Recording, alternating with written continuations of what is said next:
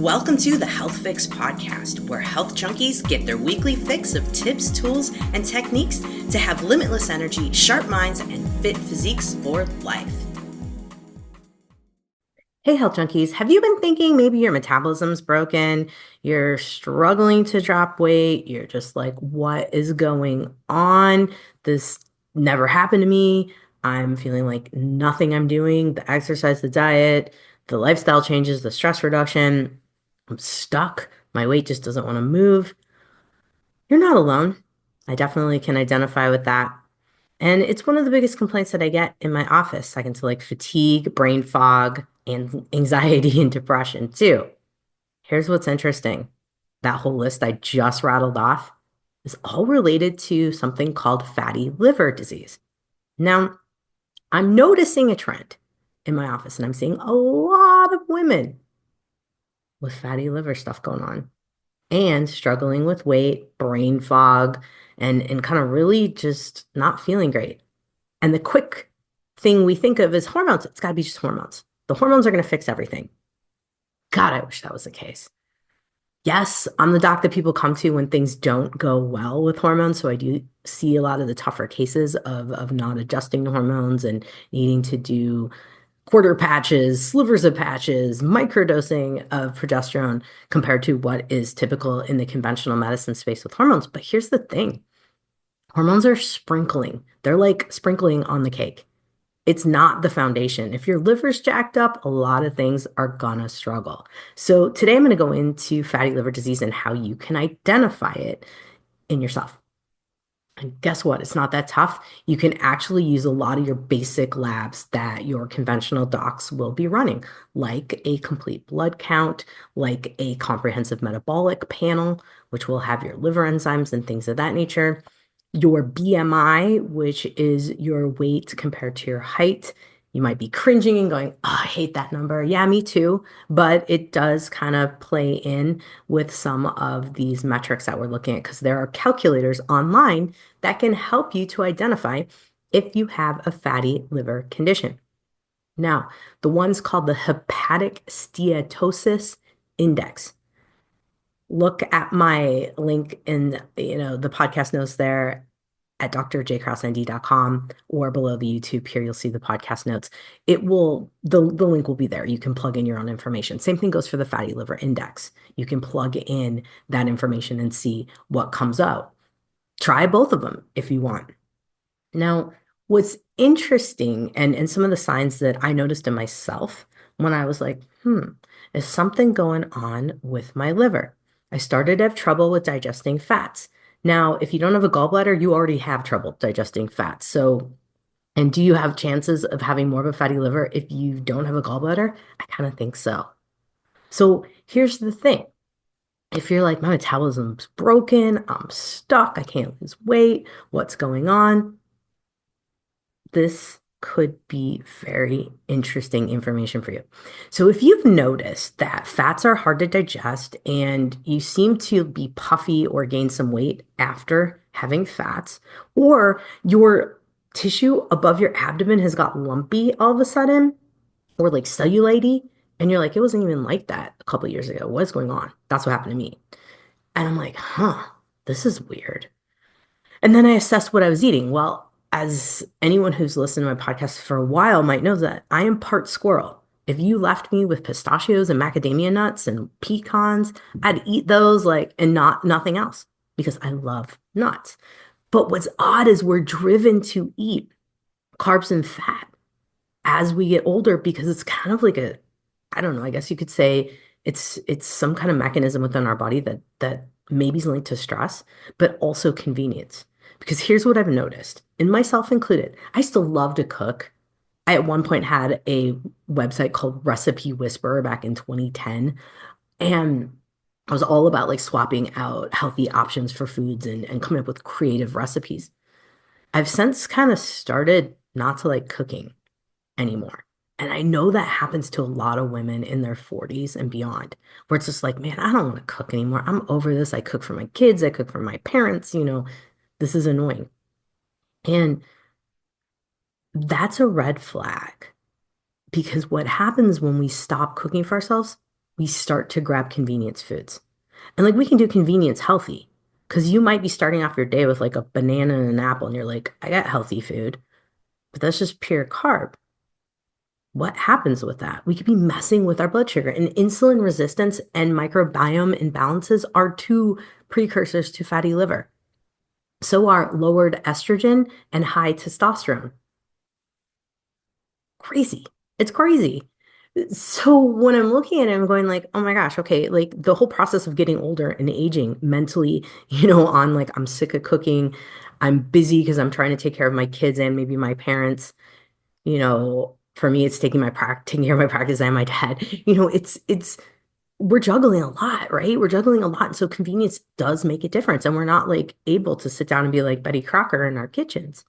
So it kind of makes sense that we would end up developing a fatty liver because we're grabbing quick carb foods. Because like how many times have you had popcorn and wine for dinner?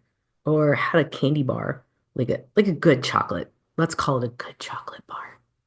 It was over 65% cacao because you know that's good for you. And you're like, it's health food. It's superfood. I'm eating chocolate for dinner. It's cool. I'm not eating anything else. And you justify that.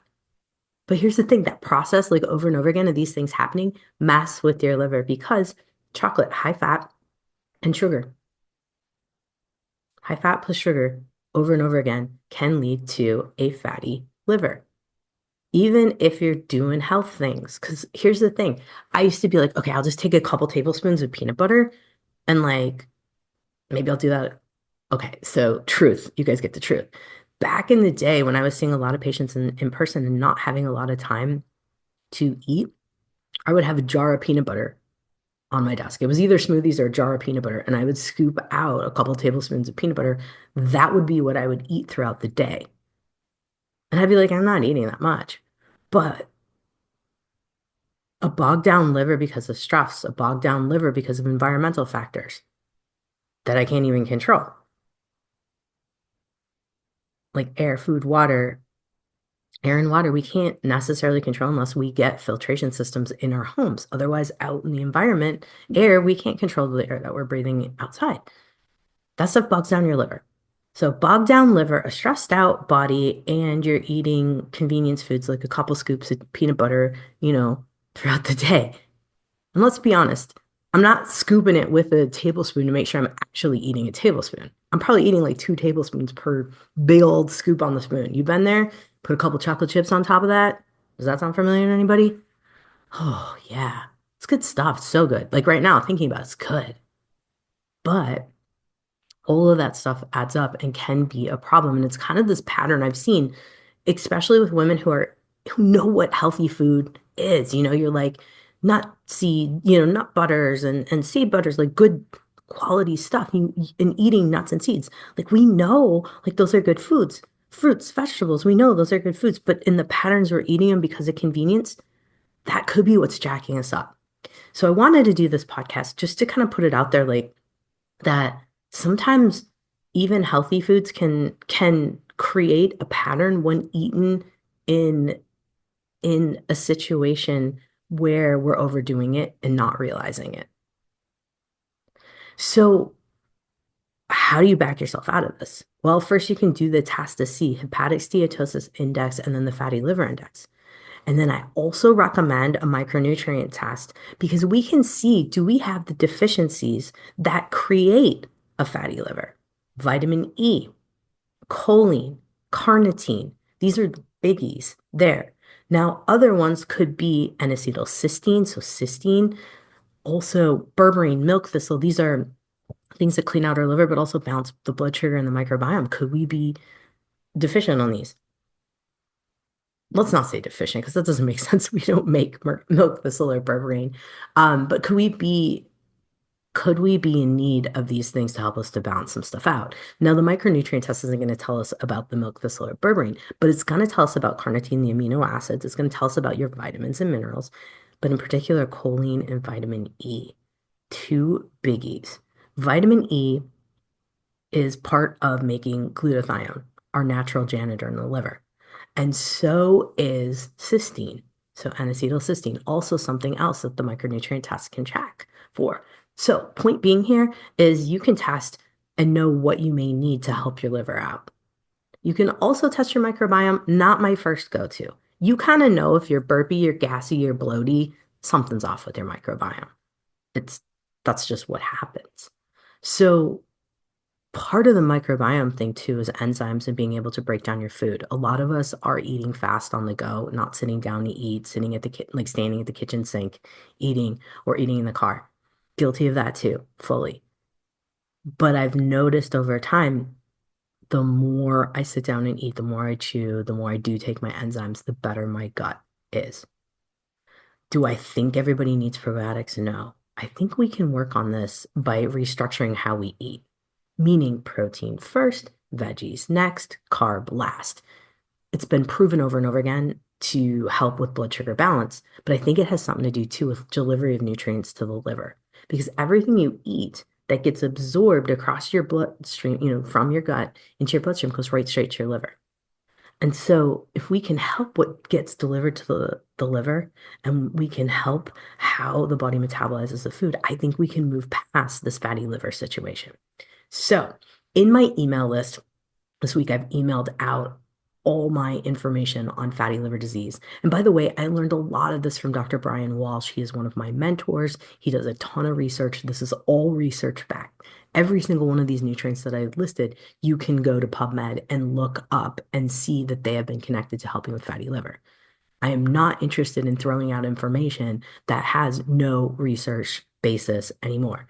So you will notice on the podcast things are going to be changing. You're going to hear a lot more of me as I am getting more and more savvy and realizing that we've got a lot of people spitting out information that has not a lot of great backing when you dive into the research better. So, fatty liver, could it be a thing that's keeping you from getting weight off, or could it be the thing that's kind of changing the metabolism a little bit and showing up with like a little bit more cellulite on the body, just weird pocket of belly fat that wasn't there before, kind of the menobelly? Could it be fatty liver? Entirely possible. And so switching up the diet a little bit, looking at vitamin E, looking at choline. Choline, by the way, is in eggs. It's the number one ingredient in the yolk of eggs, and we are being told to stop eating it because it's going to cause cholesterol issues. But at the same time, we're jacking up our liver. It's like this vicious cycle. So, things to think about. Things to think about.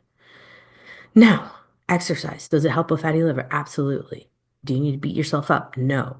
Diet. Can you help the fatty liver with diet alone? Yes, you can. I used to have a thing called the metabolic reset that I would do with clients. And really, what it is a very low carbohydrate diet and a very low fat diet. And it would be for 40 days. What I found with research is you can even do this between 2 and 4 weeks. So 2 and 4 weeks of a very low carb diet and a very low fat diet, that can also help to clean out the startings of a fatty liver. And when I say startings, most fatty liver is not diagnosed till the liver enzymes are incredibly elevated and to the point where you can see a fatty liver on a biopsy of the liver, right? So they biopsy the liver and it comes back, that tissue that comes back shows up as having fat in it. You do not want to get there. Change things before we get to that state. So if you're noticing brain fog and like none of the stuff that you're taking, like say you're taking lion's mane, bacopa, those kinds of stuff, it's not working. You have anxiety, you have depression, none of the meds are working. This also is a thing to think about. So what's the full protocol? I recommend 4 weeks, very low carb, very low fat diet. So basically protein and veggies. And this is why things like carnivore and those types of diets feel good for folks. Now, do I think any of it's sustainable? No. That's why I'm saying 4 weeks. Then you're going into a Mediterranean style of diet and you're looking at how, you eat protein, carb, protein, veggies, carb in terms of a sequence, proteins, veggies, carbs to keep the blood sugar in check when you're breaking down your food. This is something I think we just need to practice and see how it goes. I also do believe in looking at your blood sugar in terms of using a continuous glucose monitor. And I've heard that the Stelo, Stelo, is a better one lately. I have not tried it myself. Something to think about.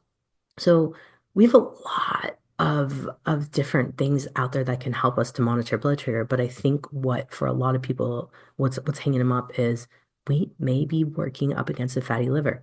And so the diet plan I explained, along with looking at your micronutrients, so some amino deficiencies and vitamin E deficiency, choline deficiency, if that is a case, then you know how to dial it in to optimize how your liver's working. And then microbiome wise, we would know gas, bloating, things of that nature. Can we help you in that department? Maybe it's enzymes, maybe you need a little bit of berberine.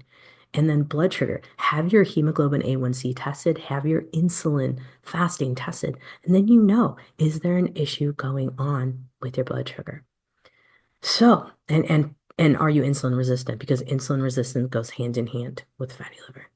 So that's my scoop on metabolism and fatty liver and the connections I'm seeing. And, is this everyone? No. But that's why we have the things like the fatty liver index and the hepatic steatosis index. You can plug your lab values into that and see what you can do and see what happens. So I'm going to have my whole protocol at drjkrauseND.com in our podcast notes. And if you're watching on YouTube, podcast notes are going to be under here so you can see the whole protocol. And yeah, something to ponder. Now, I am not here to diagnose, treat, or work on any specific medical condition. I'm here to just put out information that this may help. This is just something to take it into perspective and see what you think. Now, if you like this information, you find it useful, please subscribe, please rate, please share my podcast with other folks. I am turning more towards what I'm seeing working. I'm going to be talking about that, but also research-based, actual good studies, not ones on rats, human studies, and really backing up information so that you've got information that is not just someone's opinion. Granted, I'm stating that I see a connection between fatty liver and plateaus in weight loss and difficulty losing weight, but that information is out there. But the point is what to do about it. We need to make sure we are being accountable as a health profession, naturopaths, doctors, whatever, whoever's giving this information out, that we have actual research-based information that we're giving out to. Yes, anecdotal, but if there's anecdotal, we tell you it's anecdotal, not research based on rats. I can go on a soapbox, but I'm not going to do that to you guys. All right. So this is how the Health Fix podcast is going to be going forward. Me talking, yes, some interviews, but just definitely giving you information. Hopefully this is helpful. I hope you guys have a great day, whatever you're doing. And if you're looking for information on certain topics, I may be able to help. Hit me up at info@drjkrauseND.com and let's see what we can do to help get more solid information out to the masses. Have a great day, whatever you're doing. Hey, fellow health junkie, thanks for listening to the Health Fix podcast. If you enjoyed tuning in, please help support me to get the word out about the podcast. Subscribe, rate, and review, and just get that word out. Thanks again for listening.